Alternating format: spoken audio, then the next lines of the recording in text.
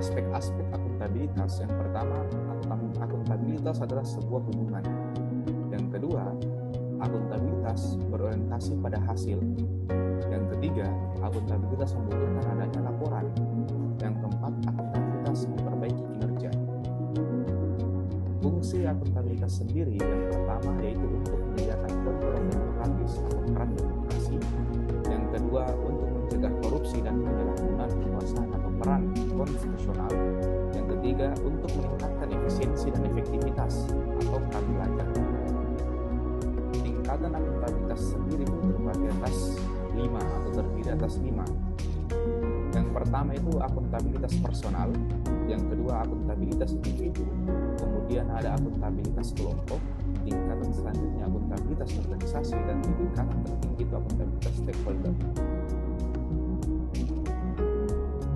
Kemudian untuk memenuhi terwujudnya organisasi di sektor publik yang akuntabel, maka mekanisme akuntabilitas harus mengarah pada dimensi. Yang pertama, akuntabilitas kejujuran dan hukum, kemudian dimensi akuntabilitas proses, kemudian dimensi akuntabilitas program, lalu dimensi akuntabilitas kebijakan. Lalu, hal-hal apa saja yang perlu diperhatikan untuk membangun lingkungan kerja yang akuntabel? Yang pertama itu soal kepemimpinan. Yang kedua adalah soal transparansi. Yang ketiga adalah soal integritas. Yang keempat adalah soal tanggung jawab atau responsibilitas. Yang kelima itu soal keadilan. Yang keenam itu soal kepercayaan. Yang ketujuh mengenai soal keseimbangan. Yang kedelapan mengenai kejelasan. Dan yang kesembilan mengenai konsistensi. Jadi kesembilan hal inilah yang harus diperhatikan untuk membangun lingkungan kerja yang akuntabel. Panduan perilaku akuntabel itu ada 3. Yang pertama, melaksanakan tugas dengan jujur. Yang kedua, menggunakan kekayaan dan barang milik negara secara bertanggung jawab, efektif, dan efisien. Yang ketiga adalah tidak menyalahgunakan kewenangan jabatan. Kita masuk pada kompetensi menurut Kamus Kompetensi Lama dan Standar Kompetensi dari International Labour Organization memiliki 3 aspek penting berkaitan dengan perilaku kompetensi, meliputi pengetahuan, keterampilan, dan sikap yang diperlukan dalam pelaksanaan pekerjaan. Adapun pengembangan kompetensi ASN dapat dilakukan. Yang pertama, mandiri oleh internal instansi pemerintah yang bersangkutan. Yang kedua, bersama dengan instansi pemerintah lain yang memiliki akreditasi. Yang ketiga, bersama dengan lembaga pengembangan kompetensi yang independen. Hak pengembangan kompetensi yaitu sekurang-kurangnya 20 jam pelajaran bagi PNS dan maksimal 24 jam pelajaran bagi P3K.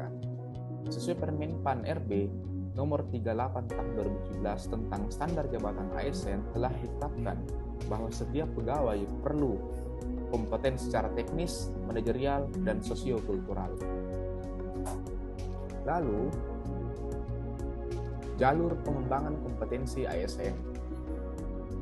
Yang pertama itu ada 2 jalur ya. Yang pertama jalur struktural kepemimpinan, yang kedua jalur fungsional atau profesional. Jalur struktural kepemimpinan lebih menekankan untuk ASN lebih memiliki kompetensi view organisasi yang luas. Semakin tinggi jabatannya, kemampuan melihat organisasinya harus lebih luas, meliputi kemampuan kepemimpinan termasuk teknisnya itu sendiri. Sedangkan pada jalur fungsional lebih menekankan pada keahlian profesional. Semakin tinggi jabatannya, tuntutan kompetensi teknisnya semakin dalam atau in-depth. Nah, dalam perilaku kompeten dapat kita ketahui bahwa panduan perilaku kompeten itu ada 3. Yang pertama, meningkatkan kompetensi diri untuk menjawab tantangan yang selalu berubah.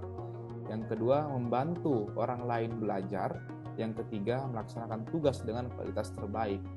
Nah, perilaku kompeten itu ada 5. Yang pertama, dia harus berkinerja berakhlak. Yang kedua, dapat melakukan learn, unlearn, dan relearn. Learn itu dia harus selalu belajar. Unlearn itu kapan dia harus berhenti belajar. Yang relearn itu dia harus mencari tantangan baru atau belajar hal yang lain. Yang ketiga yaitu melaksanakan tugas terbaik, kemudian meningkatkan kompetensi diri dan membantu orang lain belajar.